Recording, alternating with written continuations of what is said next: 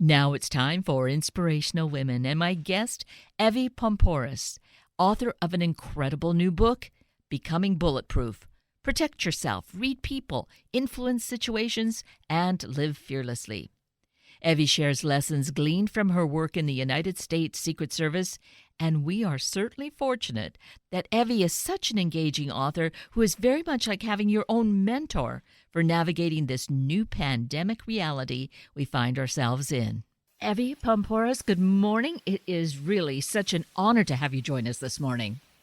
Good morning. Thank you so much for having me. You know, as I was reading this book, what an incredible book, Becoming Bulletproof, Protect Yourself, Read People, Influence Situations, and Live Fearlessly. I was thinking the timing of it, you couldn't have planned it more perfectly as for how so much of this content applies to how we live today and move forward through our times. I know when I was writing it, I never would have imagined something like this happening during the time of the launch of the book. And it's so interesting in that we're like right in the middle of this pandemic and this really fear-based, world at the moment. And when, the talk was like, do we still launch the book too, considering what's happening? And my thought process was like, yes, we do, because this is like really like what the book was written for, moments like these, how do we find the ability to manage our fear, keep our panic at bay, and, overcome situations like this. Well, I'm glad that you held your ground and it came out because it just is so perfectly fitting. It would be anyway if we weren't. It would be great if we weren't living through this. But because we are, here is a tool. It's a guide to help us navigate through it. And the big thing being fear, because it seems to be such a big factor in what's going on. And it really can be, well, you tell us, it can be our enemy, but we also need to have some quality fear. Yeah, so quality fear, as you're referring to, certain fear is good. Fear keeps you healthy, keeps you safe, keeps you cautious. So, for example, if we were to look at what's happening now, fear is why you put your mask on when you go outside. Fear is why you wash and sanitize your hands. Fear is why you keep social distance from people. And that is all good fear. It's when we let fear overtake us, when we're so afraid to do anything, when we think, oh my God, what's the world going to be like after this? And we look at it in a negative way, in a fear-based way. And there are a lot of people that are dealing with hardship. We see a high unemployment rate. There's all these other spillover effects aside from the disease itself, right? The virus itself. And it's like, how do you manage that? How do you manage all these bad things happening? Because they're negative things. But manage them in such a way where they don't completely consume you. And so, for example, even thinking about how you are letting things affect you, like what are you allowing in? So, for example, if you're watching the news 24/7 and all you're watching is COVID, are you not going to be fear-based all day long? Is that not going to overtake you? And now you're going to be completely panicky because all you're hearing and being bombarded with is a negativity. And that's really like what the concept of the book is about. When the worst is happening, how do you adapt to the worst? And that's one of the techniques I speak about, adaptability, which is huge. We don't want to be rigid because when we're rigid people struggle. They can't absorb what's happening. They're resistant to change, and change is going to happen. Things are going to happen. So you can either be that person that goes with it and adapts and sometimes, prospers. And then, or you're going to be that person that falls back, that lives in crisis, and that really completely loses themselves in it. So these are the words of wisdom that help, I think, to calm us down and give us this strategy, this awareness, self-awareness. That's a big part of this, too. You really key into that, sharing who you are and what your life has been to help us learn from that and incorporate that in whatever way into our own life, right? I did use my experiences as the vehicle to tell those stories because I wasn't, I had no law enforcement background. I had no training. I was the average Jane, so to speak, and I didn't have these tools always. I learned them over a period of time. And through the research for the book, what I also learned is that, The ability to overcome fear, manage it, it's a learned skill. And I wanted to dispel that myth that, well, some people are brave and then some people are not. It's like, no, actually, it's a skill that anybody can learn should they want to learn it. These are abilities that we can all use. And so I used my journey, the process that I went through that took me from being one version of myself to evolving into a different version of myself. And I wanted that for others. I think the idea was, look, I've been fortunate to go through all these different academies, training academies, and to be around all these extraordinary people whom I've learned from, presidents to instructors to other members of the service to other very, very brave people. And it's like, I'm bringing that to you. And so basically, these are all the strategies and skills I learned that helped me evolve as a person to be the best version of myself, the strongest version of myself. And not just me, it's what it does for all the agents. It's the mechanism of how do you make stronger, braver, more integrity-based people. And it's like, here it is for you. And that's really what I wanted to bring with the book to the reader. And you do it so powerfully. And the thing is, as you express it to us, like voice to voice this morning, Evy, I think, well, that's great. I want to be a braver person, but thank goodness it's not because I'm going to be a Secret Service agent. I mean, that would be over the top. Yet here you are having done that in your life. It's wild because I don't see it that way. I don't want to say it wasn't hard. It was hard, but I think we all have different levels of bravery.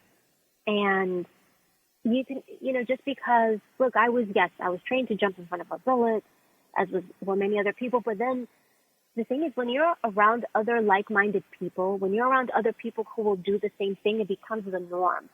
And I think that's where it's important to see, like, who do you surround yourself with? If you surround yourself with other brave people, by proxy, you will become brave. If you surround yourself with people who are very fear-based, very panicky, who avoid taking risks, healthy risks, then you will become that. So it's really, your norm is what, and your values are what you are surrounded by, if you think of it from that perspective. And to think of it in our own lives right now, as you were starting out, of course, your life prepared you really to kind of move in that direction because you talk about the 3 F's that exist and how your family was different in how they responded, but you just kind of had this instinct within you to follow this path. Perhaps, but the F that you're talking about, it's called F3, the fight, flight, or freeze. And that's basically how a person typically responds to a threat. They're stimulated by something, it's a negative exposure, they're afraid of whatever that exposure is. How do you respond to that? And what I've found is that each person typically tends to have their own F3 response, their norm. There's usually a typical F3 response. So for myself, it's always been fight. I've had a very aggressive response. And so, but I wanted to make sure that people in the book knew, like, this doesn't mean it's a good thing to always have a fight response, which means if somebody attacks you, you attack back. If somebody says something to you, you bite back, so to speak. And that's not the wisest and best way to present yourself to the world. But because I know that's my pattern, I've learned to become aware that, okay, when something happens, this is how I will respond. And so you learn to create a plan around that, to manage that so that when things do happen, you say to yourself, this is how I'm going to respond. Because I know I'm going to do this, I'm going to develop these other skills and abilities to help me not do that. And other people are more flee-based. They avoid confrontation. They don't want anything to do with it. And so it's really, the book is about you figuring out who you are. And I think that's where self-assessment comes in, because a lot of us, we don't know who we are. To figure out who you are so that you can manage everything. If you don't know who you are, you can't build a plan and put these skills into place because you don't, know thyself. Such an important thing. Know thyself. And we might really look at this time that we're living through this pandemic as an opportunity to really key into that, discover who we are. I mean, we could just let it slide by and remain in fear-based, but isn't it an opportunity for us? You're absolutely right, because what's happening right now, no matter how, negative and bad it is, it's a historic moment. This is a historic moment that we are all going through. And it's going to be over at some point. And you're going to have lived through this. And I want people to think about, how do you want to remember yourself having gone through this? Will you be proud of who you were? Or will you think to yourself, I should have done differently? And then not just for yourself, but also, what are you doing to give back to community, to society? How are you helping as an individual? Because we don't just want to take in a time like this, we want to give in a time like this, because that's how we overcome, by helping one another. And it is true. It's not just and that seed was planted in me when I went through training, because it's like, okay, you need to protect yourself. You need to protect the president or whoever else, but you also need to protect your brothers and sisters who are there next to you and the public. And so that's kind of like the mindset that I hope people will have. It's like, how do you want to remember yourself when this is over? And think about that as you're going through these motions, as you're dealing with this pandemic. Are you stepping up? Are you doing what you can? Or are you letting this continue? Are you regressing? And are you not contributing, but just taking? And so we can do ourselves a favor, regardless of where on that kind of spectrum we find ourselves, getting a copy of Becoming Bulletproof. This is going to be probably the best gift we can give ourselves to help us navigate, because we're still in the middle, somewhere in the midst of this. We don't know exactly where, but as you say, Evy, it's going to end at some point. And so how to navigate and how to become that real strong individual that we really are going to be proud of. And I think, I think we're in for a long haul here. This isn't going to be over very quickly, but I think you can either use this to build you, this pandemic, right? You can either use this to build you or break you. You have a choice. And what I hoped with Becoming Bulletproof when I wrote that is to show that there's always a choice. That even when the worst is happening, that you still have a choice. You still have power. And when things like this happen, when we are dealing with crisis or trauma or problems in life, we often feel powerless. And that's because we allow ourselves to feel powerless. We blame things externally. Well, all these things are happening to me. I have no control. And with the idea with Becoming Bulletproof, it's like, yes, these things are happening to you, but you're not at the mercy of these things if you don't allow yourself to be. And part of being powerful is taking ownership of the situation. Accountability. It's not taking the blame. It's taking ownership and saying, what power do I have to adapt and shift and change and take control over my life and my situation? That's the key. Going from a powerless mindset to a powerful mindset. Oh, yes, that sounds so strong, so great. And to underscore, not just that you have been a Secret Service agent, which in my mind is like, oh my gosh, this is powerful. But you share with us right at the outset of the book how you were at one of the worst times in American history, and that was you were at ground zero on 9/11.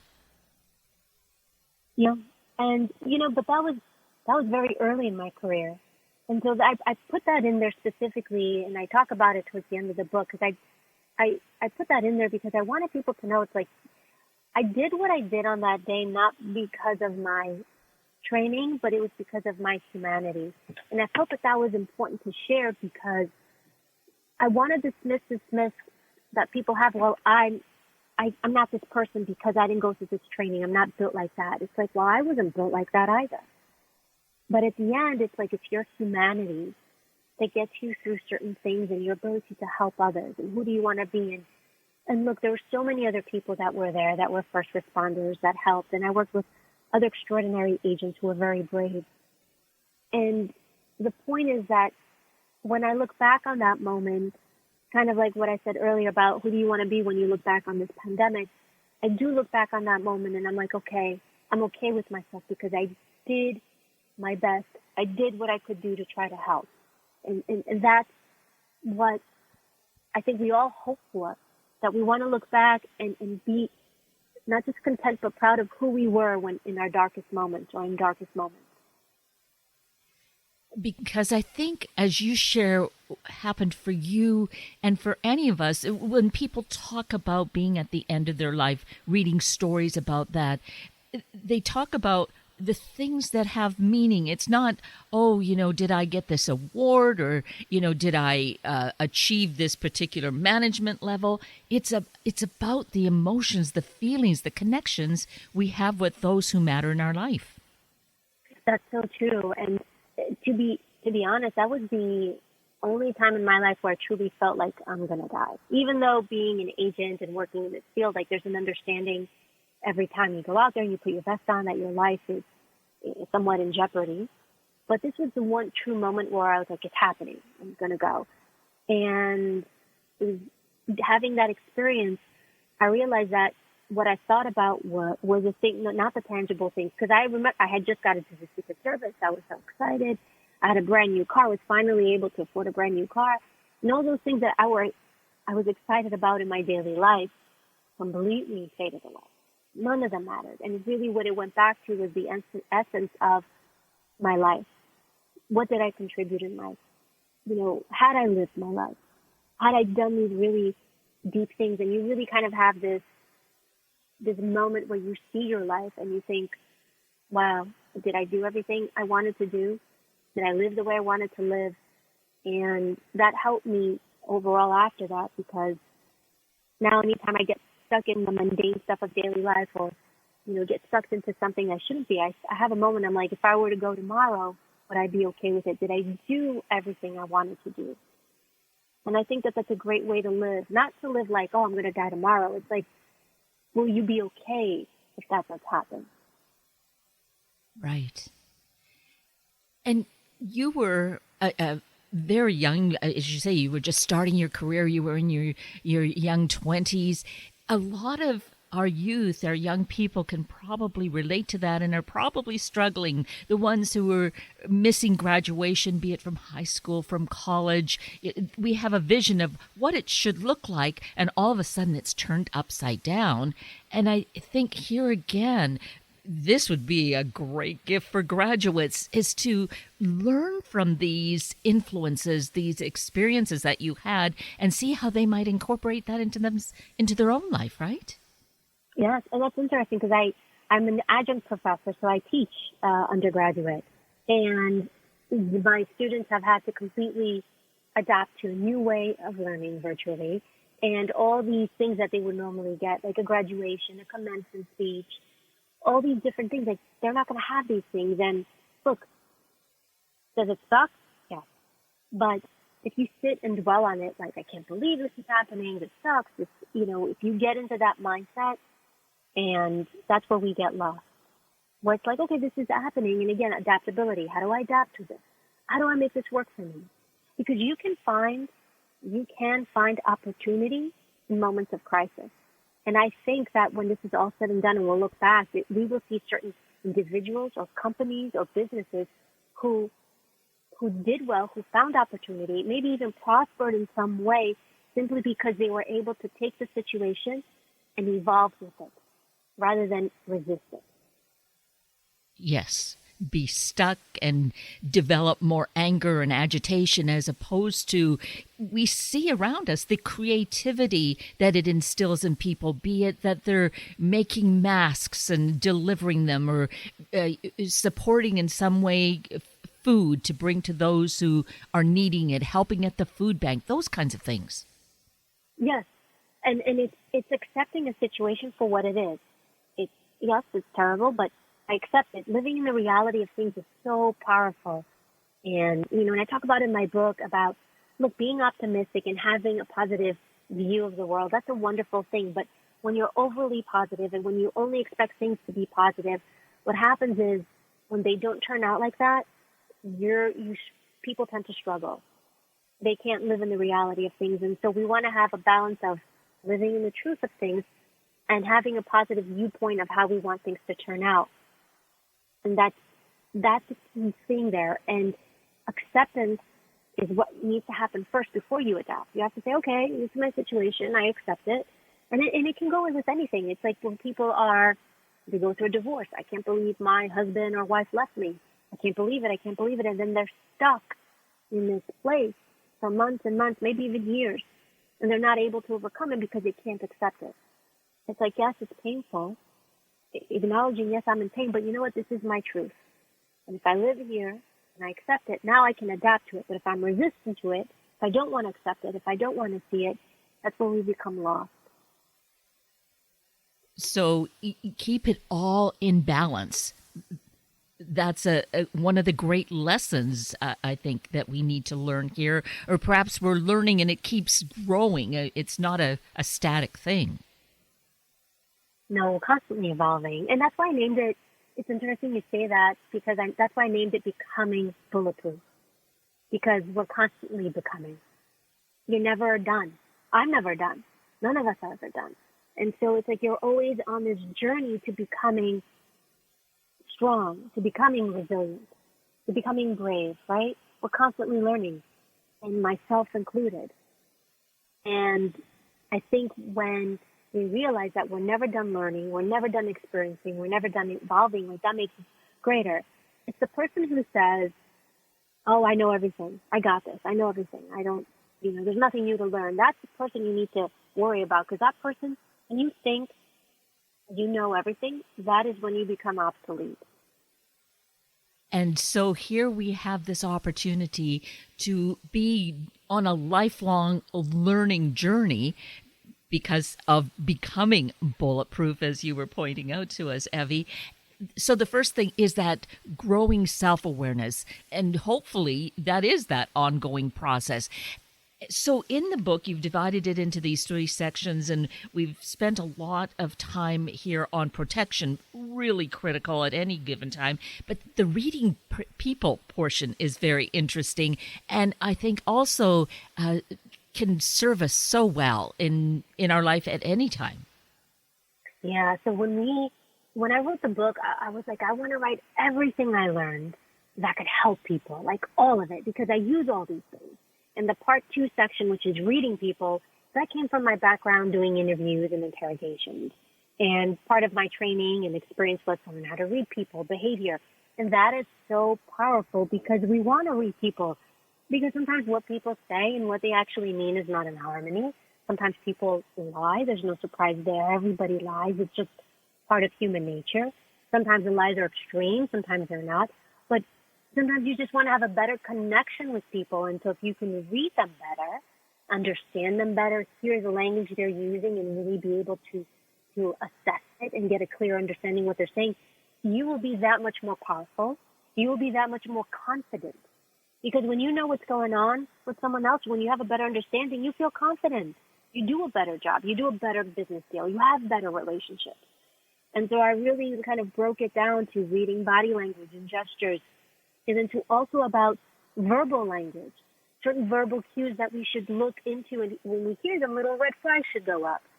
And understanding, what are people really saying? That's a huge power tool. It's not a silly thing. Like, I just want to read someone. No. This is so important because it helps you connect better with people when you read people better. And it's so fascinating. It can only really just give us so much more awareness, self-awareness again, but just being able to have better connections, better relationships in our life. Yeah, you'll have your people want to speak to you, spend time with you, talk to you. You'll have better relations if you're a boss. You'll have better relations with your employees. When you're asking them questions, you'll be able to assess the truth, what they're really thinking, what they're really feeling. And if you're able to read people better, you can ask better questions. And I talk about that in the part 3, in the influence part of the book. I talk about how do you ask questions? How do you ask probing questions without probing? Because the way we question people and talk to people is super important because it allows us to create this map of how do we absorb information. You should be a sponge, always absorbing, always taking in information and hearing people, assessing them so that you can be better at your work. You can be a better in your relationships, whether as a parent or a daughter or in your intimate relationships. All this stuff goes into your friendships because you're better to accurately assess and understand another human being. And you are correct. It takes you into this self-awareness state where we're also focusing, look, I'm focusing on the other person. What are they doing? What are they saying? And I read them better. But then also I flip it around. It's like, okay, I'm teaching you how to read other people, but they're reading you too. We all size each other up. And every time you meet someone, if you think about it, when you meet someone, you make an impression of them. Within seconds, you already have an impression of who they are. And so I flip the script a little bit on the reader and say, okay, well, now what are you presenting to the world? How do other people read you? And so think about your postures, your gestures, your speech, your mannerisms, all those things. What do they say about who you are? And do you like what they say about who you are? Do they truly reflect what you want to expose to the world? Or are you looking at it like, no, that's not me. And so we change that. You can adapt changes in that, in your posture, in the way you carry yourself, so that you exude to the world what you want them to see, who you truly are. And that part, too, is so inspiring. What you learned from the people that you worked with closely when you were on your Secret Service agent details. And it's wonderful insight and inspiration as to what you have aspired to, but really gives us aspiration as well, I feel. I think, and that's what the book was meant to do. It was meant to inspire people to just be better, do better, live better. That's really all it is. And that was at the core of it when I wrote this book. I was like, what do I want to share with the world? I didn't want to write a book about, hey, here's a story. Here's a book about me standing next to this president or that president. Because I was like, well, what am I contributing to the world? How is this helping people? And I found that over my career and over the years, people are constantly coming to me with questions about, hey, I'm in this difficult situation. How would you handle it? And it's a constant theme. It's probably an everyday thing. I don't think there's a day that goes by where I'm not asked, like, how would you do this? What would you do in this situation? Or how would you deal with this problem? And that inspired me to write this book because I was trying to think of, like, well, there's so much that I learned over the years that was taught to me, shared with me, that I absorbed from others, from people around me, even from watching presidents and first ladies. I mean, they deal with negativity, they deal with conflict, confrontation all the time. And so I watched over the years how they manage that. How do you deal with that?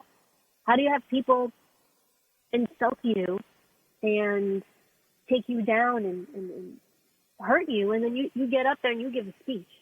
That's power. That's not easy. How do you do that? And so I really wanted to take all of that I saw that helped me, that I took for myself, for my own selfish reasons, to make me stronger and better, and to be like, here it is, everything I learned. So as I mentioned right at the outset, the timing couldn't be better for the launch of this book, Becoming Bulletproof, because most of us, have that time to read at this point. For those who are on the front lines not able to spend that time, their time will come. This is just such a great, important education. I really can't underscore that enough. So the book, Becoming Bulletproof, available. And now, of course, we can get it through audio and download, so that makes it easy. But also learning more about you, Evy, because there's a great TED Talk at your website. Let's share your website, please. Yes, thank you so much. My website is www.evy, E-V-Y, Poumpouras, Poumpouras.com. So, all of us, do ourselves the greatest favor, give ourselves this gift, and just really live life strongly and in the fullest. So, Evy, I thank you so greatly for your work, for who you are, and for this desire to share it with the world. Thank you. Thank you so much for being such a gracious host and having me on your show. Thank you. I'm grateful to you, Evy. Thank you. And with that, we're at the end of a very full hour of Inspirational Women with Evy Poumpouras and Sunday Morning Magazine with Steve Wright, Alicia Nelson, and Dr. Keith Elcon, inviting us to support and be active in the virtual Walk for the Cure. I'm Kate Daniels, your host, and I greatly appreciate your sharing this hour with me and these special guests. For details you might have missed or information you'd like to know, please just send me an email, kated@warm1069.com, and I will get right back to you. Also, if you'd like to listen again or share these important stories with your family and friends, find the podcast on our Warm 1069 webpage and click on the podcast tab, then Sunday mornings, and look for the show and guest names. I now wish you and your family a day of feeling empowered, feeling strong. Have a week of the same, and then please plan to join me again next weekend for another hour of Sunday Morning Magazine and Inspirational Women on Warm 1069. And happy Mother's Day to all moms.